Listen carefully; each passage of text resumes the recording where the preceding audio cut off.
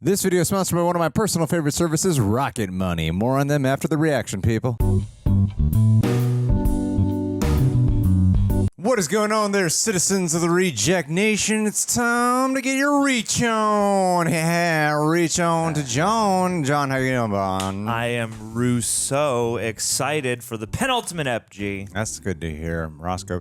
Hey, ladies and gentlemen, what'd you think about this episode? Tell us your thoughts in the comments below. Why don't you leave a like on this video? That'd be cool. Wouldn't that be cool, John? That would cool be the if they coolest. subscribe too, wouldn't it, John? That'd be the awesomest. We're interacting with each other, creating a rapport. I love Hey, you, man. guys, Prepper, thank you for helping us out on these highlights. You guys are killing it. Also, full-length reaction watch-alongs for sync with your own copy of Reacher Episode 7. And it's all our Reacher reactions. Full-length reaction watch-along sync with your own copy. Available for our Super Sex Rejects over at our Patreon page. We also cover several things exclusive over there with highlights and watch-alongs included. Alrighty, I'm ready to do it. You ready to do it? We're all ready to do it. Let's get to do it.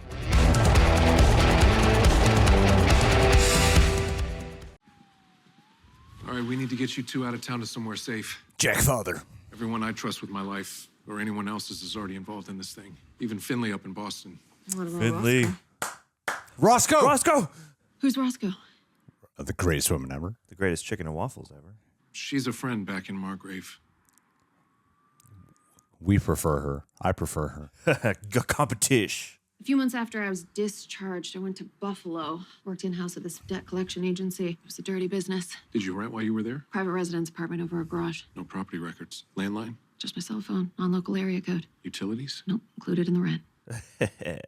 Anyone there you trust? My landlord, Bob Lee, retired firefighter, old school Irishman. A trustworthy landlord. It won't be forever. We just need to kill a few more people. I want to say that to somebody. There's a shitload of options at the vending machine. So I kind of got a sampler's pack there. A veritable smorgasbord. Can we have candy, or do we need to talk about murder some more? Oh no, she seems to be handling it all right. Yeah. Hey, Clark bars. Clark bars.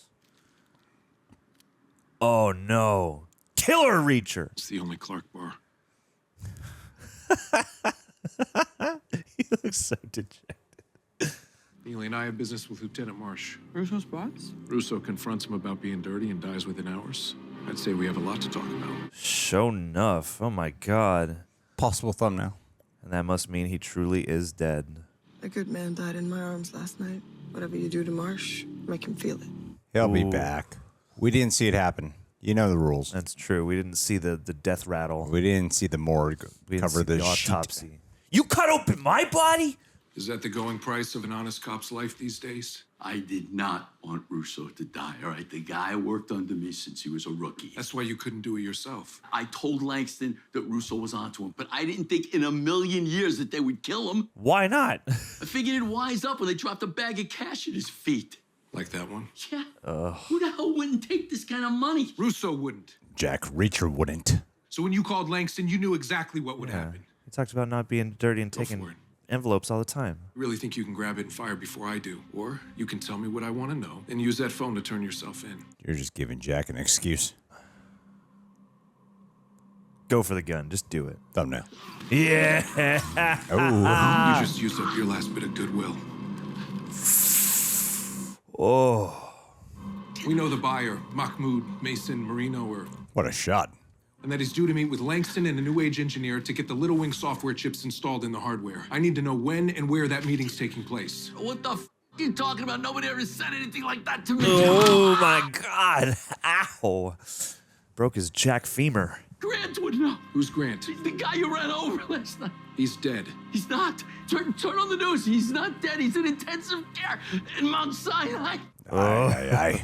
Being an honest cop isn't that hard. Just ask Russo. Oh, wait. He's dead. Can't. Dude. You might as well take the money now, Jack. Yeah. Temptation. This is the moment. Turn it away.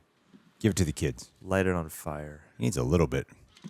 Give it to Russo's extended family, whoever was in his square. life. From my Suits and Clark bars.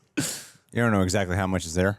I want to grab just a little bit for yourself. No one's gonna be looking for you in Buffalo, but where are these? Pull them down tight, low to your eyebrows. Small precaution, big benefits, right? Works in every Marvel movie. Driver's got $5 grand cash in pocket. That guarees you a safe trip to Dixon's friend's place. She's like, who's Roscoe? Who's Roscoe? Who's Yeah. Roscoe? Gotta hunt this woman down.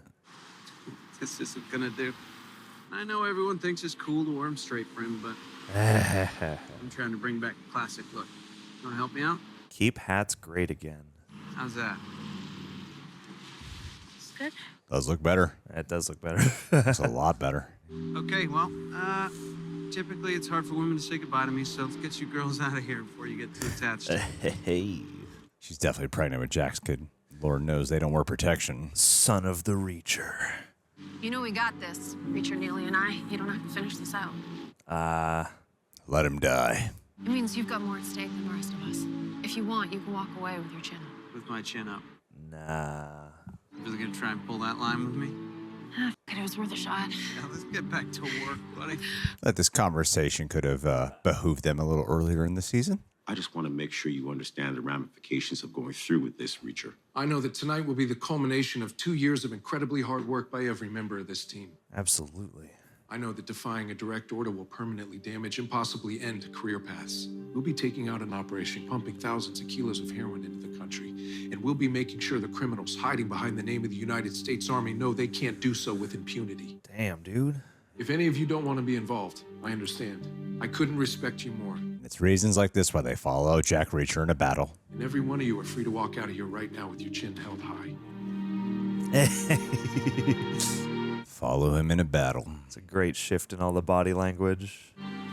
But let's get to work. Shoe rack Reacher. They're here, Lieutenant.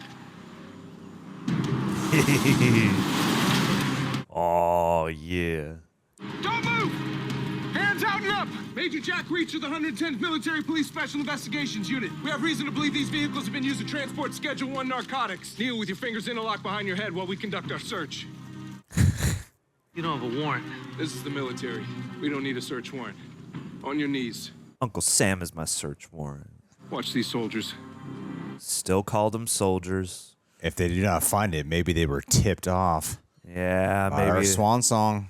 Or by somebody else on the crew. You never know.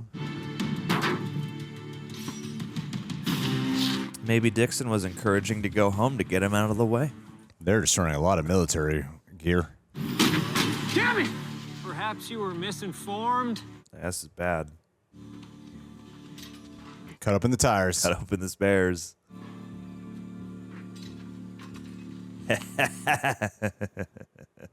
O'Donnell, switchblade. Hey, Hands up! Hands up! Yeah.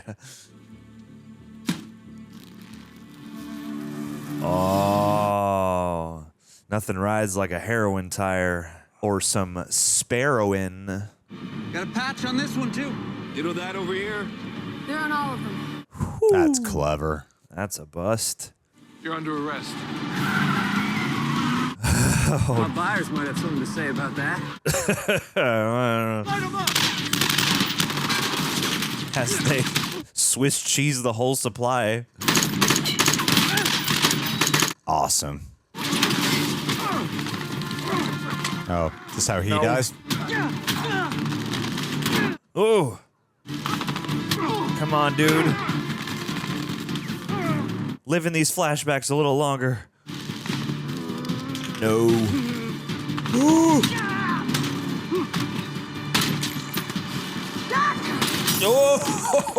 Oh!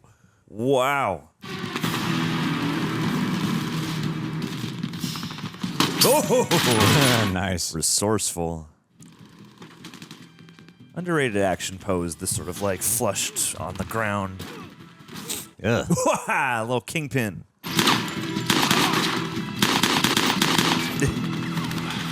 Grab one of theirs like a video game.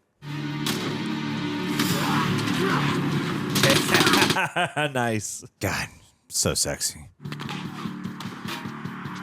Oh, Jesus Christ. That was legit.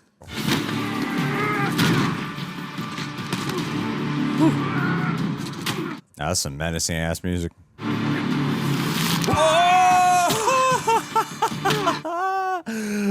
Ow.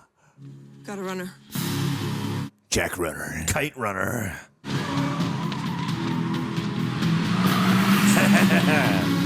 car has a personality.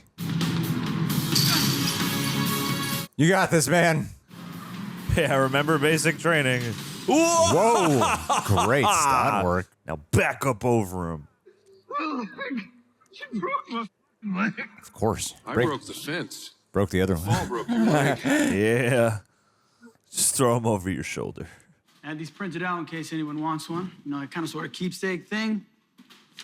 There you go.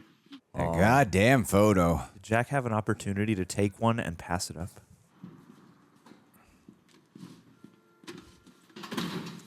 Let me help you.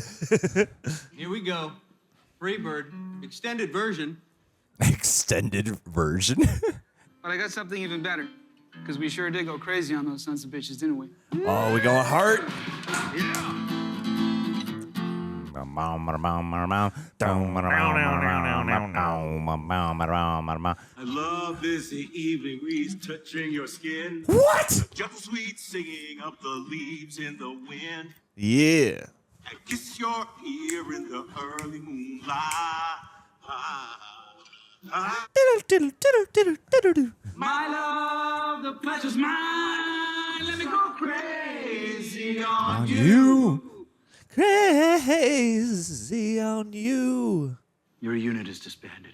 Each and every one of you will be disciplined. Maybe not officially, but rest assured Uncle Sam will get his pound of flesh. Jack's the only one not standing in the pose. I told you how I wanted this case wrapped up. Yes, sir. Why'd you me?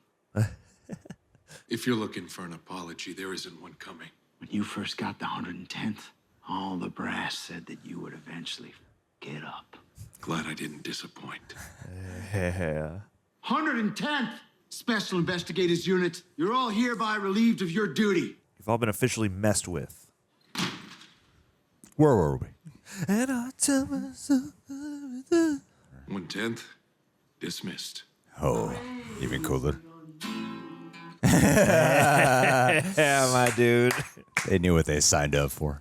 It was cool. Those are my favorite flashbacks of them. I'm very back and forth with enjoying the flashbacks. Wish I had my piece. Any decent cop would see the outline of a weapon in these scrubs. We go in nice and easy, get the info we need, and we're gone. Anyone notice that buff-ass nurse? You know, he just really cares about his health. Hi, Grant.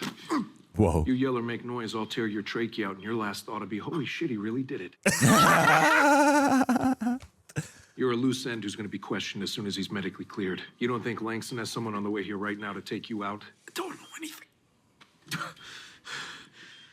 Oh. What? Oh, What? he's gonna be mean. Let's make sure. What are you gonna do with that catheter, man? Cath Reacher. What the hell? Smart. Smart. Oh wow. Smart. Do you know how a catheter works? There's a balloon inflated in your bladder holding it in place. If I fill the balloon port with air, it'll burst the balloon and tear your urethra apart like a piñata. To be honest, I'm kind of curious how you'll react. So if I were you, I'd start talking. Okay. Oh here my we go. god. No.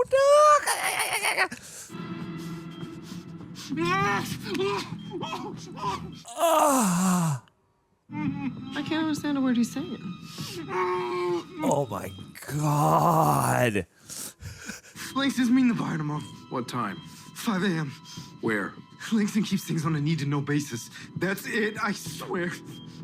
Keep it going. I swear to God, I told you all I know. Keep it going. Lucky for you, it looks suspicious when your insides blow up.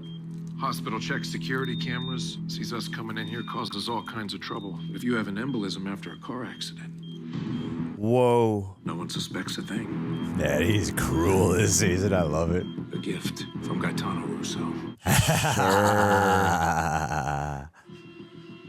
Wow, man. Oh my god. God, yeah. He's like the Punisher this season. That was hard. Like methodical Punisher. Yeah. He wasn't this dark when his brother died. Nope. But you must remember the 110. US Special Investigators. You get Jigsaw Reacher. Dr. Scrubs, but look at the stethoscope. Only nurses carry paper tape. Looks like he grabbed what he couldn't, threw it on just like we did. And that guy's thinking, I feel like these two are talking about me. Yeah. Whoa! Oh, okay. I thought he was gonna just like trample that woman. Come on. It was an action-packed episode. Yeah. Oh, kill him with the stethoscope, man. I love how she's keeping that on her head. Yeah. Just in case anyone suspects. Oh, yeah. I don't like that we're alone with Neely. I don't like that this is a solo moment. This is the abandoned wing of the hospital. Cock it like a shotgun. I don't like it says caution. I feel like it's a warning.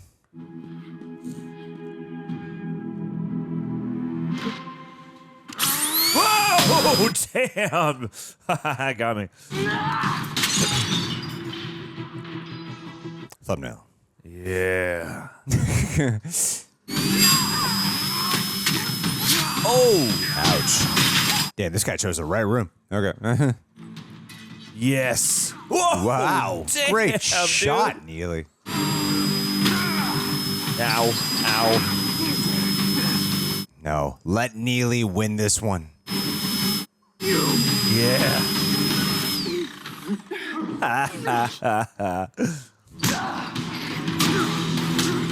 Keep him alive.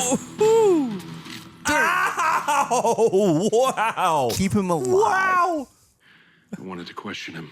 Yeah. True. Yeah. Maybe we can still get some answers. Good thing this operating room is, this whole section is completely vacant. Nobody at all in this wing of the But hospital. it's fully supplied. It's their backup hospital. Since you've been in the habit of taking out my guys, I've come up with my own contingency plan, and I've got 2 of your guys. They're the kids. After the untimely death of Officer Russo, I had the GPS on his precinct car run visit to the JD's Motel, a by-the-hour tug joint that Boy Scout would never visit unless he was working a case. Uh-oh. They sent some of my boys over there, and guess what they found? Your pals. Yep. Damn it. What do you want? I got an R&D facility in Rockland County. You and your buddy surrender your weapon and stay under the watch of my men there until this is over. And then I'll let you all go alive. Says a guy who doesn't like loose ends. Soon my associates and I will have $65 million, and we won't have a reason to kill you. More bodies means more bullshit. Hey. Your cohort, come here, and this is over for all of us before you know it. My cohort's name is Neely, and she's dead. Your guy killed her in the hospital basement, and I slit his jugular with a bone saw. And I'm completely emotionless about all this. I'm at the scene of a double homicide waiting to be questioned. I leave now, they start tailing me. You want them following me to you? When I show up, I need proof of life. Oh, you'll get it. But if you try anything cute, you'll get proof of death. Hey. Nice. They shot all of Robert Patrick scenes in 2 hours. Yeah. There's a Jack Margrave on the line for you. He says it's urgent. Senator, we met at the zoo? I'm about to tear the apple cart to pieces. You still prepared to give me everything I need? Your private security, former SEALs and Rangers? 2 SEALs, 1 Ranger. I need them. Well, that's what it's gonna take to make all of this go away, done. Oh, boy. I know that you think I'm some feckless scumbag politician, but I was just trying to do right by our country. But I didn't know that it would lead to people dying. You gotta believe me on that. Yeah, none of this dangerous corruption stuff would never. Yeah. Langston said if anything suspicious goes down, he'll kill Dixon and O'Donnell. There's no way to initiate a plan from the outside without putting them at risk. That's why I have to do this from the inside. You have no idea what he's going to do to you. That's not like you at all, Reacher. Yeah. We saw Franz's autopsy record. Cuffs. Torture. No, Reacher. Don't worry. I'm not just gonna lie down and take it. It's not a Brad, it's a fastener. I told you, punks, this is private property. Now beat it. Private property starts at the fence, man. My parents paid for this road with their tax dollars. I'm not gonna call the cops this time. I'm just gonna kick all your asses. Let's go. Let's get a random action scene going. Shit, narc. Oh, and the fence is electrified. It's a good thing those kids were there. Just to establish that one. We gotta recruit that kid.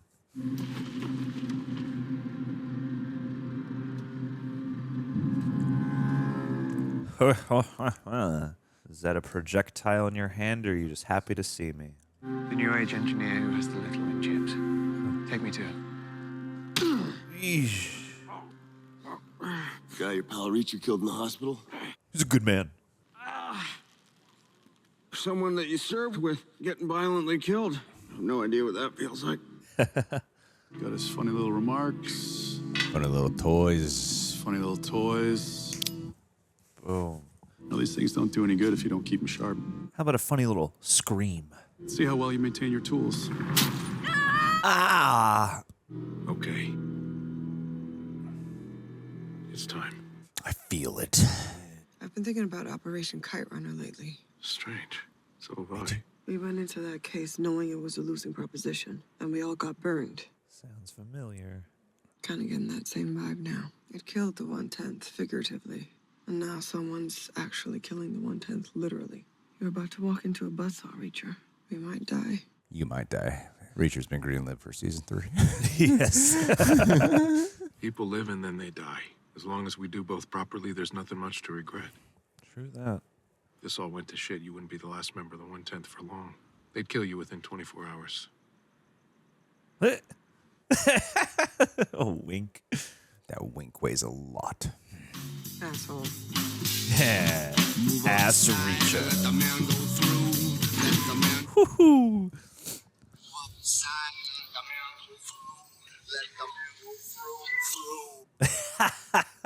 Let the man go through.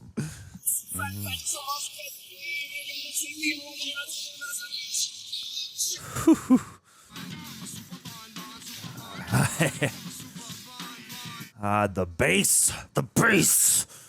Far enough. Hands up. Making his plan. Oh, hold on. This for you. Damn, they got us going. There goes the whole plan. Thumbnail. God.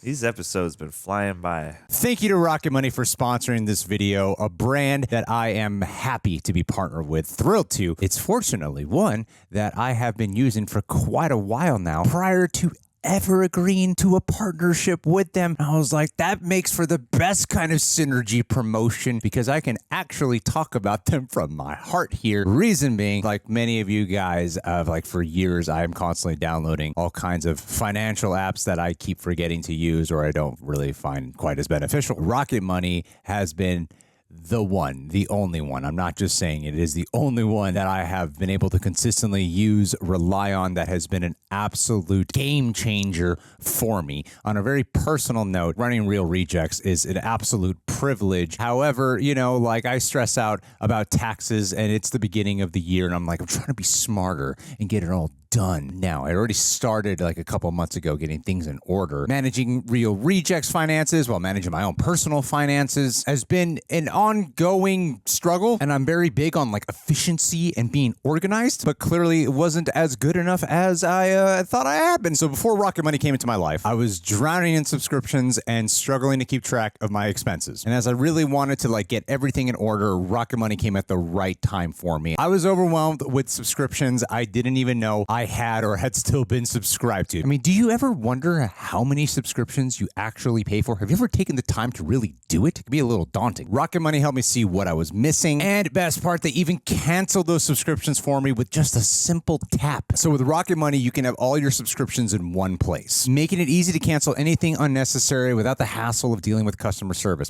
It's so annoying. Plus, they'll work on getting you refunds and negotiate lower bills, saving you up to 20%. You just snap a pic of your bill and let Rocket Money take care of the rest. Let me just summarize for you really quick what they are. They're a personal finance app that finds and cancels unwanted subscriptions, monitors your spending, and helps lower your bills. With over 5 million users and over $500 million in canceled subscriptions, they've already saved members an average of $720 a year. They've helped save me a little bit more than that. Don't waste your hard-earned money on unused subscriptions. Cancel them today at rocketmoney.com/rejects. That's rocketmoney.com/rejects. If you've heard other people talk about them, well, use ours. rocketmoney.com/rejects. Because if you use that promo code rejects, you unlock special benefits. And yes, using them is also a great way to support the channel. Same time, it's just a great way to support your bank account. Because I cannot stress enough just how much this app has changed the game for me. Take control of your finances with Rocket Money and enjoy financial peace of mind. Alrighty, guys. Well, if you're listening to this to Apple or Spotify,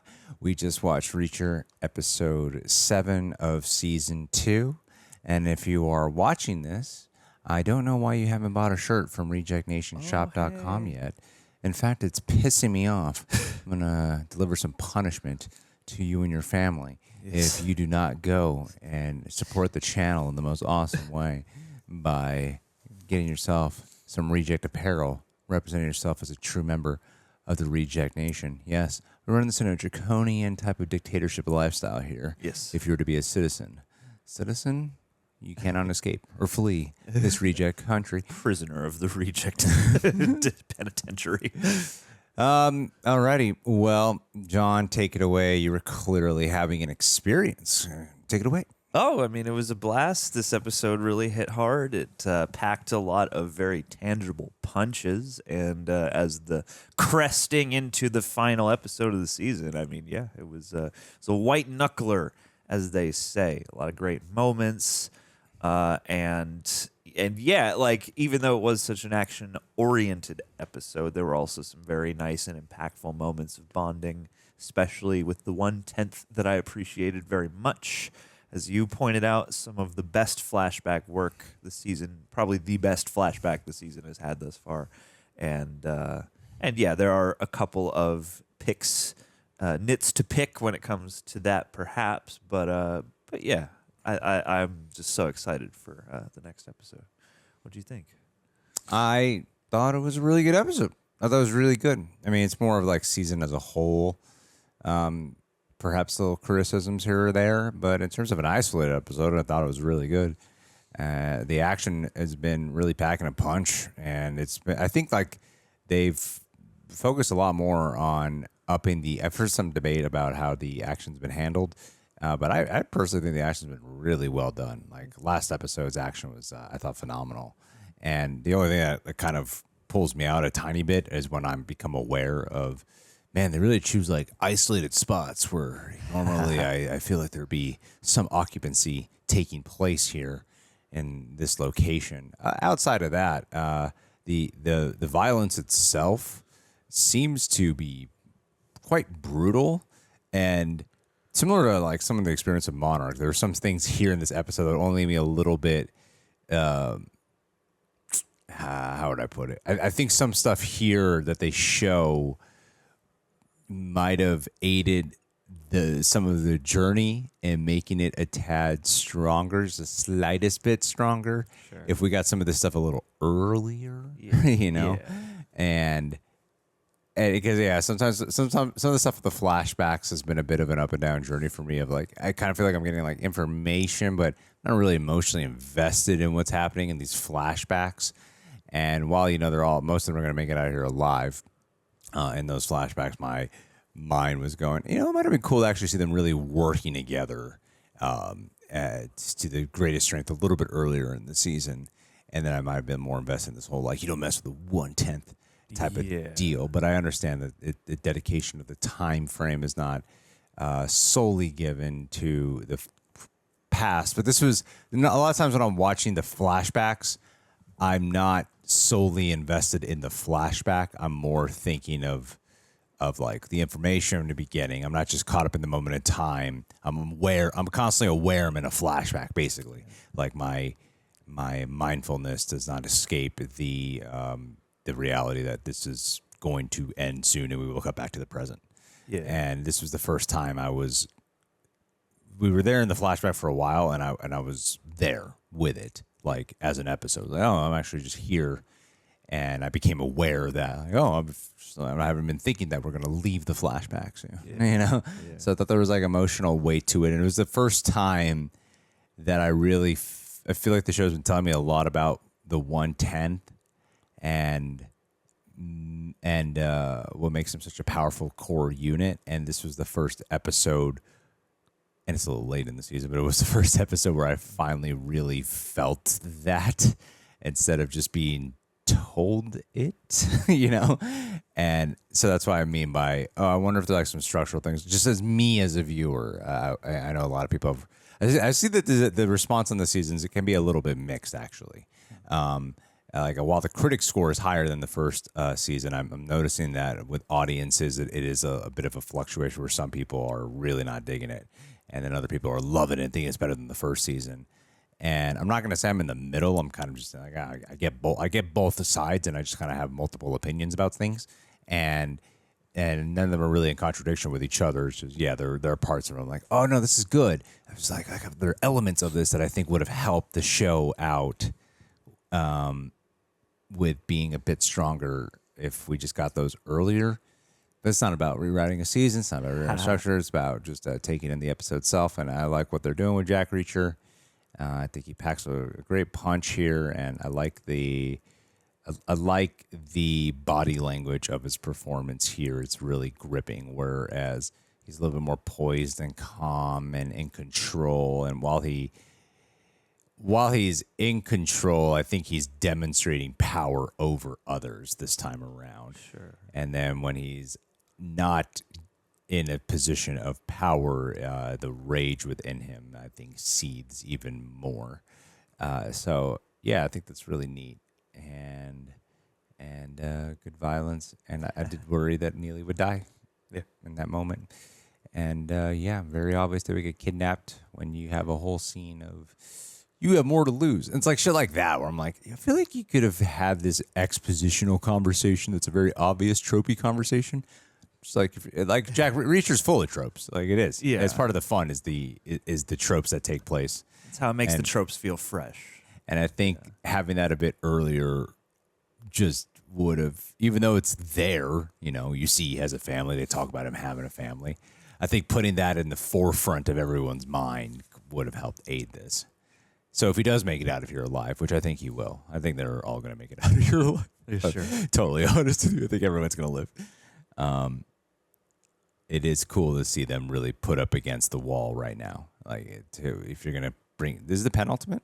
I think so. I think the next one is the finale. Yeah, if you're going to bring it to this far into this season, you want to push them up against the wall. And it is about, if Jack Reacher himself is going to be fine, it's about endangering the lives around him. Yeah. And while I think everyone will make it out of here alive, I like feeling the sense of everyone else being in danger. I did the only time I was like, oh, maybe they'll kill off Neely here. I think it's important to have. That's where the real life or death stakes come in. Is not this whole like missile taking over, like the world domination and the power. Like that's not going to do it. And Jack Reacher's life, that's not going to do it. It's the supporting cast. And I think putting our Avengers team in this peril bodes well for the show overall. Yeah, it feels like they are walking into an appropriately impossible feeling situation at the end of this.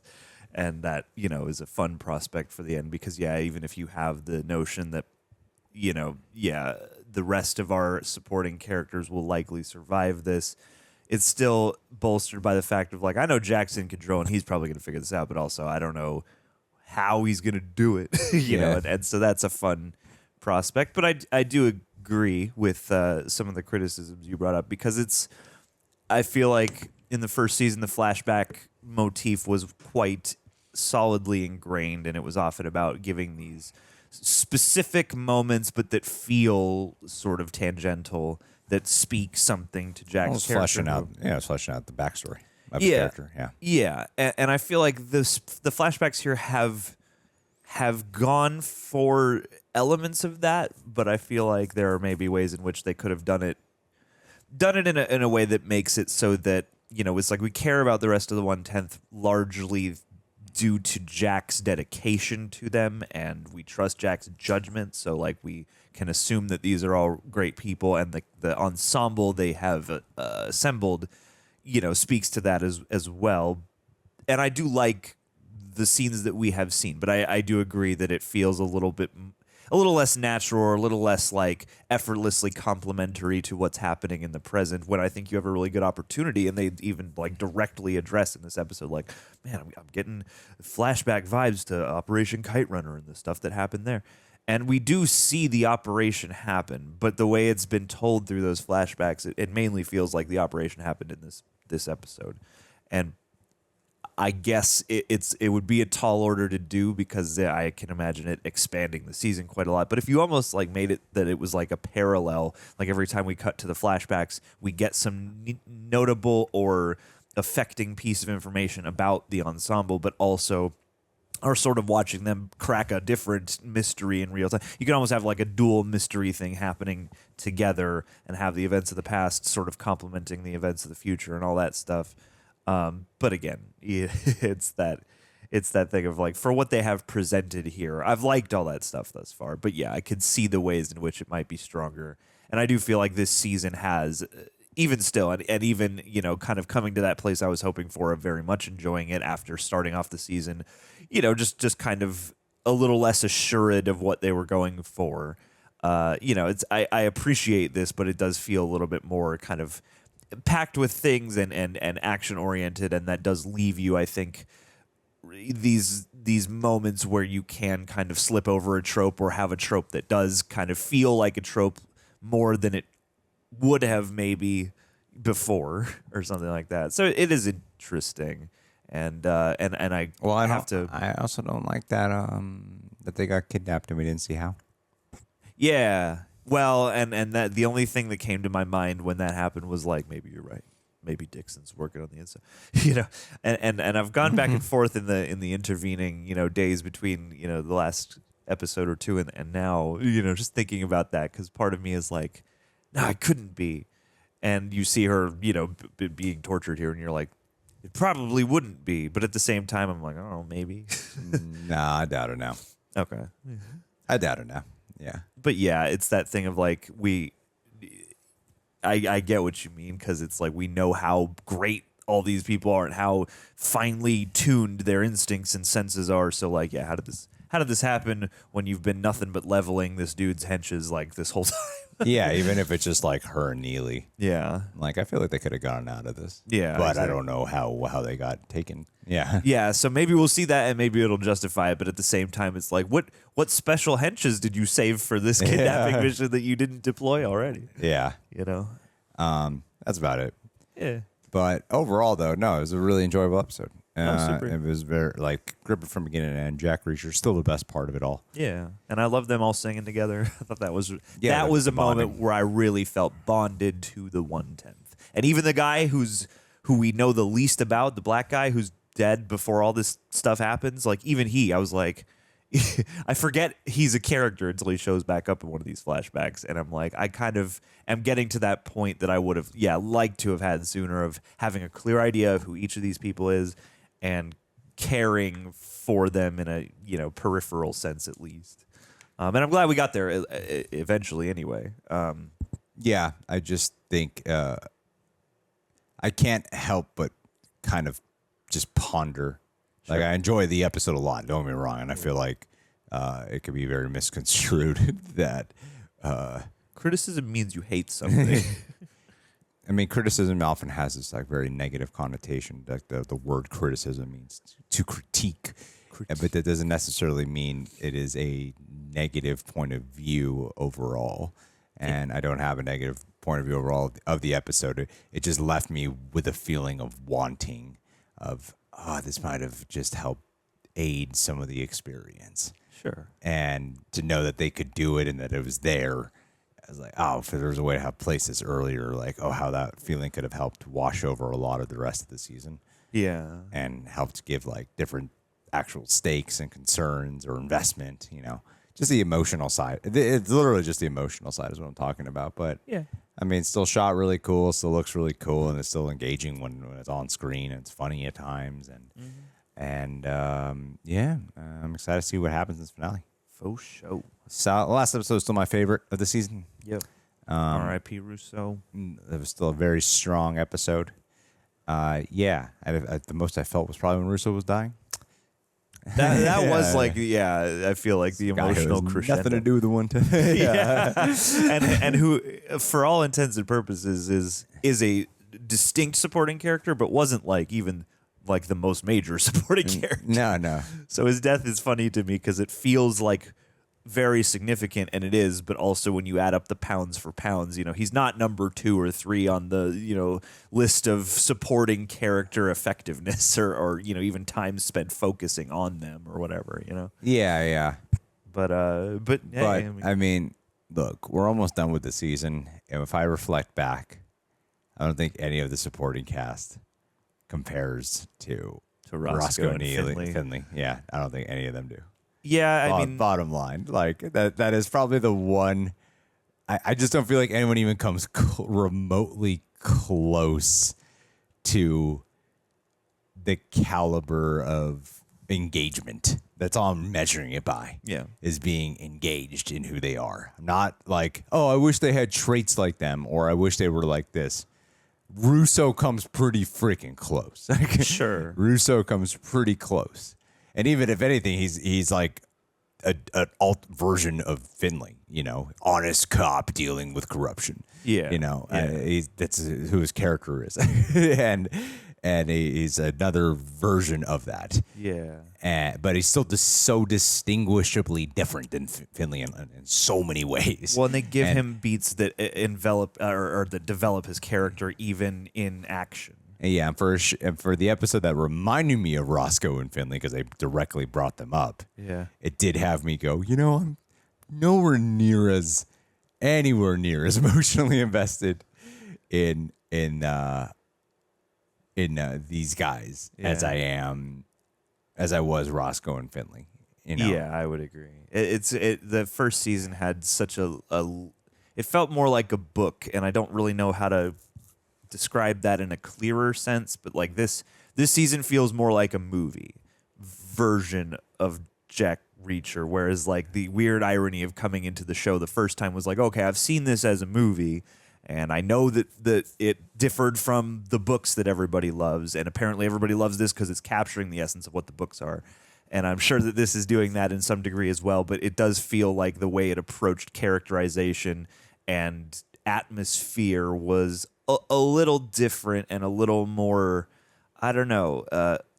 It's not that it was like any less action oriented, but like there was always a lot of like really intriguing character work and, dialogues, like whether it's unrelated or whether it's people dissecting the details of the case, there just seemed like a different and a maybe greater, more lively intersection of just like the life of the characters, whereas so much of what we're doing here is mostly about the convoluted plot. And the first season also had a convoluted plot, but I felt like I was able to kind of balance out those things, and I wasn't as concerned if maybe certain details were overwhelming. Whereas here, it's a little bit like, okay, I got to make sure all the details are on point because that's mainly what we're doing. And yeah, it's going to take the final episode to really be able to process the season. And it's also extremely straightforward. Yeah. Like this is an extremely straightforward season. Yeah. It's a straightforward action procedural in a lot of ways. Yeah. With a lot of its charms still intact, but I feel like, the whole thing about the music, which seemed like a personal motivator for Jack's character, like a personal detail that might persist, doesn't really feel like it's engaged here. And like little things like that, or even just, I don't know, who he is as a nomad. We're just not doing much personal stuff, strangely, even though we have, like this intimate connection with Dixon or whatever, and we have the camaraderie of the team.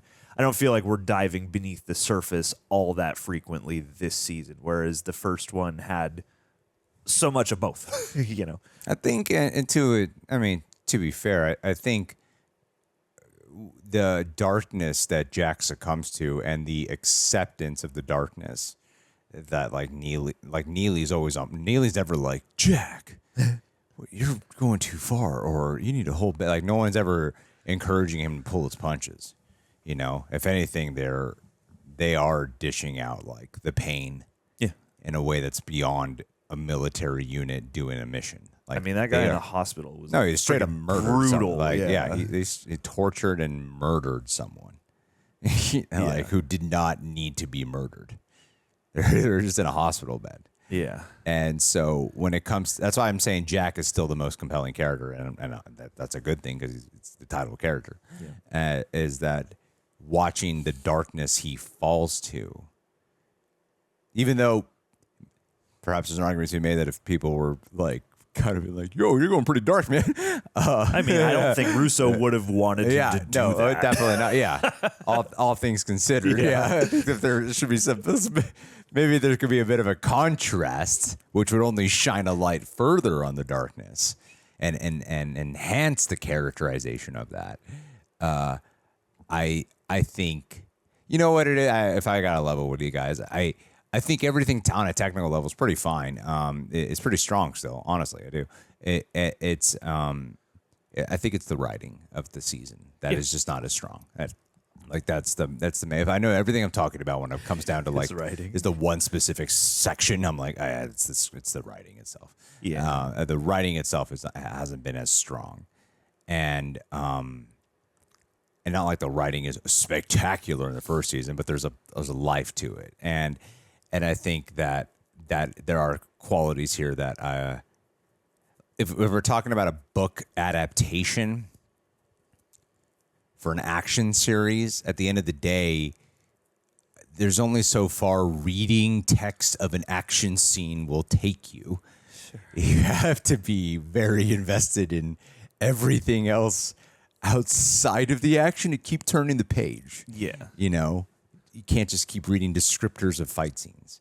And this season seems to accelerate at its best when it is in about tension and action in some way, even if it's not like a full-blown fight scene. If there's like the torture murder scene in the hospital is like a variation of an action scene. It's not like a choreographed fight punch, but it's a violent scene, and there's a menace to it. So I feel like that I could see how that's compelling in like a book, something like that, right? Or the chase through the hospital, or the fight there. Like this is when I feel like this season is really firing on all cylinders, and that's what this episode mainly demonstrated. That's what the last episode really demonstrated really well. Although up until the finale, there was some pretty compelling the scenes. Like the scenes themselves were really. That's why I thought that episode was the best, because I thought the scene work was great. Yeah, and here it didn't. I don't want to say it completely reverted back, but I felt like once we got to episode 4, I was like, oh, that was much better. Yeah. Then 5 was, oh, that was great, and then 6 was that was amazing. Yeah, it just kept getting better. Yeah. And I thought like all the things that have been working really worked here, and the flashback sequences really worked strong too. And it was the stuff in the present day that wasn't as compelling to me as I'm like, but it's been getting like progressively more compelling. And then the present day stuff, weirdly, I was like, the flashback stuff got way more interesting, but the present day stuff didn't remain as interesting, as strong, I would say. Yeah. And unless we were in some type of violent adjacent thingy taking place. Well, yeah, because I think Robert Patrick is a terrible villain. I think he's I think he's awful here. It is a bummer. I think the writing of him is awful, not the acting. I think his acting is strong. I think the writing of him doesn't demonstrate any real strength, and it's just cliche. It's not a real character. And AM is this weird thing developing off the main timeline. It feels like it's like off the main timeline. It is on the main timeline. It's all very connected. It even picks up the missiles and shit. But it just, there's no like real interaction or a cat and mouse game with him. I should be excited. I should be about feeling the like, clash. oh my God, they're finally going to collide. Yeah. And I just had to remind myself, oh yeah, I guess the next episode they'll have to collide because they haven't yet. Yeah. And it's too, I think the flashback this episode gave you something that spoke to the characters in a way that was about what we've been doing in the main plot, but also was about just them as characters. And I feel like the inverse in this episode with the present timeline that kind of makes things feel a little funky is that you do have this dark streak in Jack that, yes, is partially badass, but I, as a viewer, and I'm sure many viewers, depending on your sensibility, looked at that scene in the hospital and was like, this feels like it could be crossing some kind of a line, even though, sure, like the guy had it coming for what he did to Russo and all that. But at the same time, that could be something worth unpacking. Like, hey, man, you're really getting dark here, and that's part of Jack's soul. I feel like we love Jack because he has a good grip on the line, and that's a fascinating thing to explore. But we ain't gonna unpack that in like one episode next week, No, that's I don't use the word murder lightly. Like that is a murder moment. Yeah. Getting into a firefight with the buyers is not. I would not be like, these guys are murdering. They technically are killing. Yeah. Yeah, but murder. I like to use that word as like this. There was no reason to kill other than revenge. Yeah. And it was cold. It was brutal. And it was a compelling ass scene. And I hope it's not just dismissed. I even like the idea of Neely being in on it. Like Neely was game. Yeah. Because Russo died in her arms. So I think the scene is really strong. And it's like, but will a moment like that amount to anything, or are we just supposed to go badass? Man. You got the revenge. Good for you, Jack. Go. Yeah. Yeah. And it's in a season that didn't have some of the elements we've been discussing here, I don't think I would be feeling that necessarily, or I think it would be unpacked, or it would be a theme, because he's been a darker, more direct kind of ruthless version of himself this season, which is again compelling. But yeah, I don't feel like it feels like a choice they made for how the character behaves, but not a choice they made for like the life of the character and the exploration of the character. Yeah. But those are our thoughts. It's interesting. It's like an immediate moment. It's like, it's really enjoyable. But there's something like kind of itching in the back of my head. I'm like, I'm not sure what it is about this particular episode. There's something like kind of, because you've experienced the greatness that the writing on this show can have before. Yeah, no, and it was like, it was pretty much there. It was getting like like I said, I think it was because it escalated to there, and then I did feel like it was the same thing that happened with Monarch. Like, it was a great episode. Why wasn't this kind of greatness here? And I'm like, I could have done that earlier. Yeah, and it just makes we me could like have had this be a thread throughout the season. Yeah, like that thread that grows, that blossoms throughout a season is very important for a hook. I'm not saying it's like a little too late or some bullshit. Maybe it's better on a rewatch. I don't know. Sure. And maybe everyone's gonna have different viewing experience. People who just watched season 1, people who read the book and watch this. Everyone's gonna have like some people might not have even read this specific book, but they read other Reacher books and watching this. Like everyone has like a different viewing experience, and this is just ours.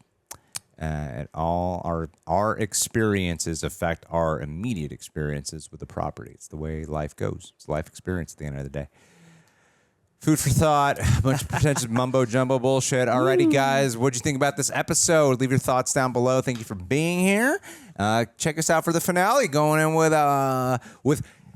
over the top, just way rocketing high expectations. Yeah, I want to feel like I never have to watch anything ever again. I'm not expecting a 10. I'm expecting a 1 million. And if it does not come close, I will leave incredibly disappointed. I am ready to walk out of here with my expectations not being fulfilled, but I'm going in expecting them to be fulfilled. Isn't that ironic? Alrighty, guys. Well, let's end this with Ricardo Martinez. It is 2024.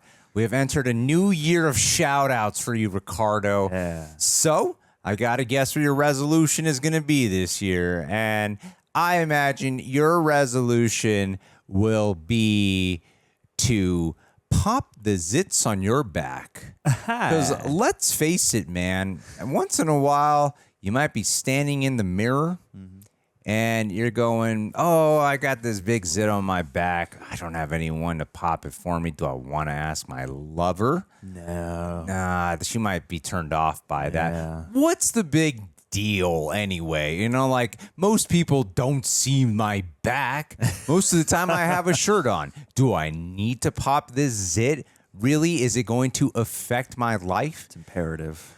Well, my friend, I got to tell you, for those who see it, they're going to want to pop it. And I'm telling you, if you run out of a conversation starter, it's going to come in handy. You want to pop my zit? Who could say no? It is an instant way of intimacy, relatability, because we all have back all got zits. 'em. We just lie about it. We all do. Think of the hottest girl you can think of.